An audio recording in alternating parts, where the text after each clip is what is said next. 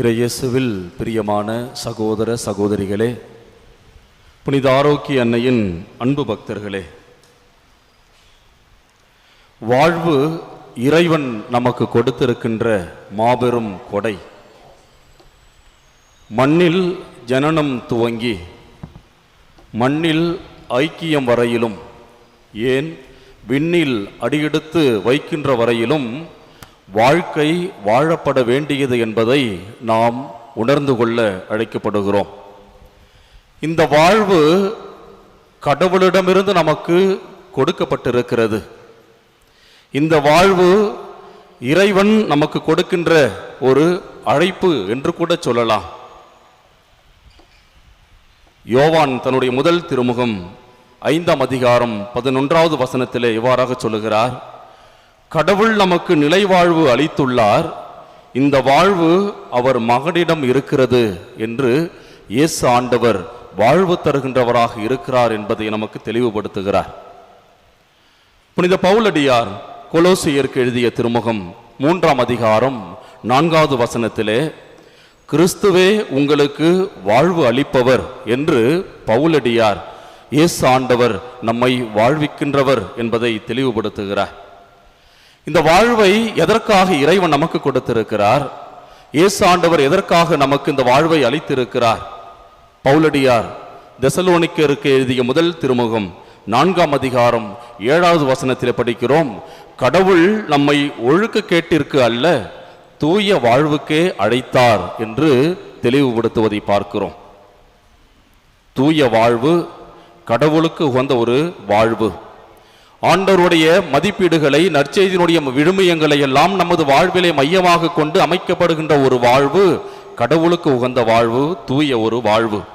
இந்த வாழ்வை வாழ்கின்ற பொழுது நாம் எப்படிப்பட்டவர்களாக இருக்க வேண்டும் என்பதைத்தான் இன்றைய வாசகங்கள் நமக்கு சொல்லுவதாக நான் பார்க்கிறேன். எனவேதான் இன்று நாம் சிந்திக்கிறோம், கருத்தாயிருப்போம், கவனமாயிருப்போம் என்று சொல்லி. கருத்தாயிருத்தல் என்றால் என்ன? ஆங்கிலத்திலே பீயிங் மைண்ட்ஃபுல் என்று சொல்லுவார்கள். அதாவது எண்ணம் மற்றும் சிந்தனையில் தீவிரமாகவும் தெளிவாகவும் இருப்பது, அல்லது ஆழ்ந்த சிந்தனை அல்லது யோசனையின் அடிப்படையில் செயல்படுவது என்று சொல்லலாம். கவனமாயிருத்தல் என்றால் என்ன? ஆங்கிலத்திலே பீயிங் அவேர் என்று சொல்லலாம். நாம் இருக்கும் சூழலை முழுமையாக நம்முடைய புலன்களால் உணர்ந்து விழிப்புணர்வுடன் செயல்படுவது, சூழ்நிலையை உணர்ந்து அதன்படி செயல்படுவது. இந்த இரண்டு நிகழ்வையும் நாம் சரிவர செய்தோம் என்று சொன்னால் நமது வாழ்வு ஒரு அர்த்தமுள்ள வாழ்வாக இருக்கும் என்று நான் நினைக்கிறேன். விவிலியத்திலே நிறைய எடுத்துக்காட்டுகளை நாம் சொல்ல முடியும். ஒரே ஒரு எடுத்துக்காட்டை மட்டும் நான் சொல்லி நம்முடைய வாழ்வு எப்படிப்பட்டதாக இருக்க வேண்டும் என்பதை உங்கள் முன் வைக்க விரும்புகிறேன். தொடக்க நூல் 6ஆம் அதிகாரம் முதல் 9ஆம் அதிகாரம் வரையிலும் நாம் வாசிக்கிறோம். நோவா அவர் செய்த அந்த பேழையை பற்றி நாம் வாசிக்கிறோம். இங்கே நோவா கடவுளின் சொல்லை முழுமையாக புரிந்து கொண்டு அதை செயல்படுத்துவதன் வழியாக கருத்தாய் செயல்பட்ட ஒரு மனிதராக இருக்கிறார். மனிதர்கள் கடவுளுடைய பார்வையில் தீயதை செய்தார்கள். ஆண்டவருடைய வார்த்தையை அவர்கள் கண்டுகொள்ளவில்லை. ஆனால் ஒரே ஒரு மனிதன் மட்டும் ஆண்டவரை கண்டுகொண்டான், ஆண்டவருடைய வார்த்தைக்கு செவி கொடுத்தான். அவர்தான் நோவா என்று பார்க்கிறோம். அதே போன்று கடவுள் கூறிய ஒவ்வொரு செயல்களையும், குறிப்பாக ஒவ்வொரு விவரங்களையும் சிறிதும் தவறாமல் செய்வதன் வழியாக அவர் கவனமாய் செயல்பட்டார் என்று பார்க்கிறோம். அந்த பேழையை எப்படி செய்ய வேண்டும் என்று ஆண்டவர் அவருக்கு அதனுடைய அளவுகளை சொல்லுகிறார். சரிவர செய்ததன் வழியாக அந்த நோவாவும் அவருடைய குடும்பத்தினரும் அந்த பெரும் வெள்ளப்பெருக்கில் இருந்து காப்பாற்றப்பட்டார்கள் என்று நாம் வாசிக்கிறோம். இயேசுவில் அன்பார்ந்த சகோதர சகோதரிகளே, நாம் எப்பொழுது கருத்தாய் இருக்கிறோமோ, எப்பொழுது கவனமாய் செயல்படுகிறோமோ, அப்பொழுது நம்முடைய வாழ்வு சரியான ஒரு வாழ்வாக இருக்கும் என்பதில் எல்லளவும் ஐயமில்லை. இன்றைய முதல் வாசகம் நாம் எதில் கருத்தாய் இருக்க வேண்டும் என்று நமக்கு சொல்வதாக நான் பார்க்கிறேன். 2 செயல்களை நம்மிடமிருந்து எதிர்பார்க்கிறது.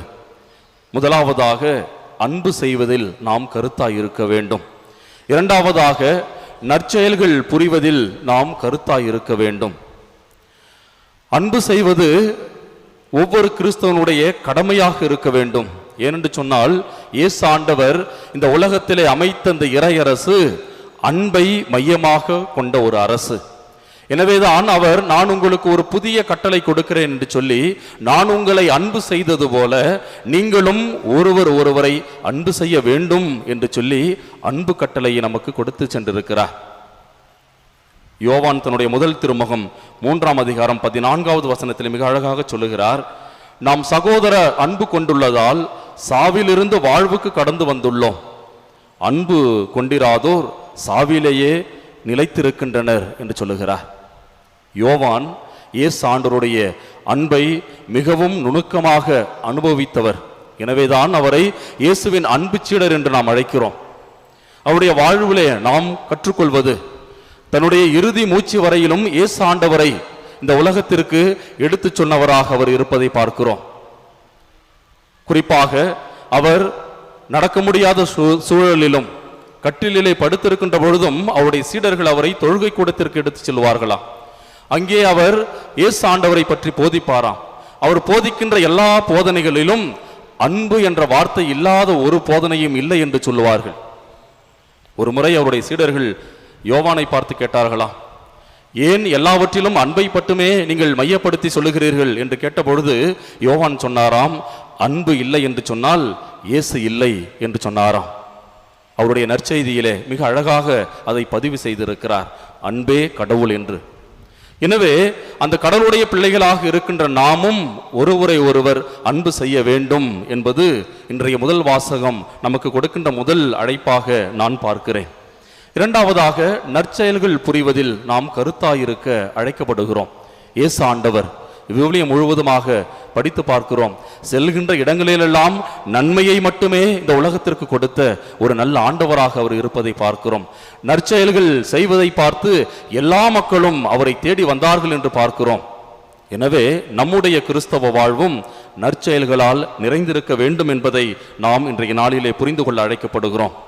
இதைத்தான் மத்தேயு நற்செய்தி 5ஆம் அதிகாரம் 16வது வசனத்தில் இயேசு ஆண்டவர் சொல்லுகிறார், உங்கள் நற்செயல்களை கண்டு உங்கள் விண்ணக தந்தையை போற்றி புகழ்வார்கள் என்று சொல்லுகிறார். பவுலடியார் ரோமையருக்கு எழுதிய திருமுகம் 2ஆம் அதிகாரம் 7வது வசனத்தில், மன உறுதியோடு நற்செயல் புரிந்து மாட்சி மாண்பு அழியாமை ஆகியவற்றை நாடுவோருக்கு அவர் நிலைவாழ்வு வழங்குவார் என்று சொல்லுவதை பார்க்கிறோம். எனவே இயேசுவில் அன்பார்ந்த சகோதர சகோதரிகளே, நம்முடைய வாழ்விலே நாம் இந்த அன்பையும் நற்செயல்களையும் நமது வாழ்வின் மையமாக கொண்டு வாழ வேண்டும் என்று சொல்லி இறைவன் இன்றைய நாளிலே நம் ஒவ்வொருவருக்கும் அழைப்பு விடுப்பதை பார்க்கிறோம்.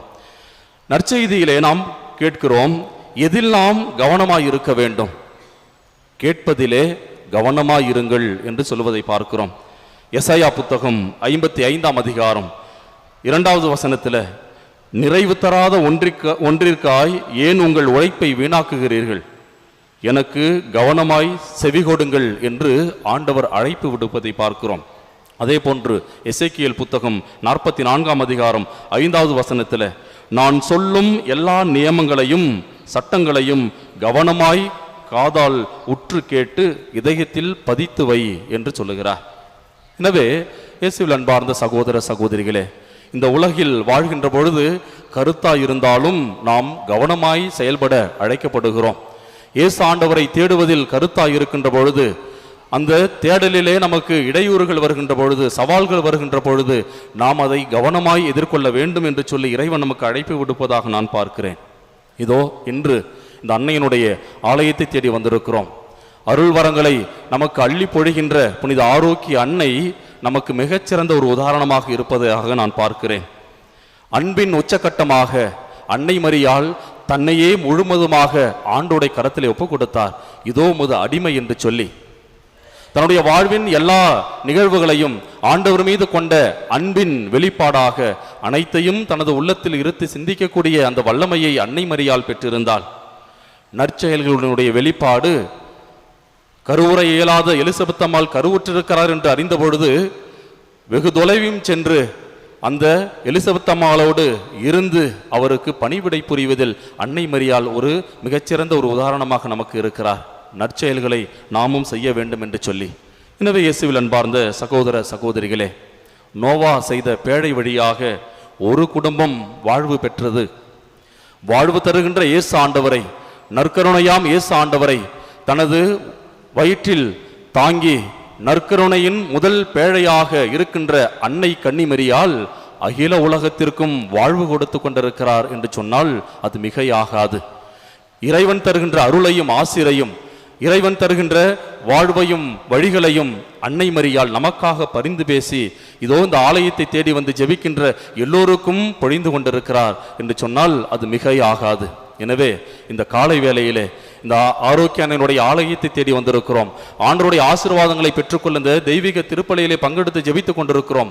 நம் ஒவ்வொருவருடைய வேண்டுதல்களும் விண்ணப்பங்களும் கண்டிப்பாக அன்னையின் வழியாக நமக்கு கிடைக்கும் என்ற உறுதியான நம்பிக்கையோடு ஆண்டவரை தேடுவதிலும், ஆண்டவருடைய கட்டளைகளை கடைபிடிப்பதிலும், இறை வார்த்தையை நமது இதயத்தில் பதித்து வாழ்வதிலும் நாம் கருத்தாயிருப்போம், கவனமாயிருப்போம். நல்ல இறைவன், வல்ல இறைவன் உங்களையும் என்னையும் தொடர்ந்து வழிநடத்துவாராக.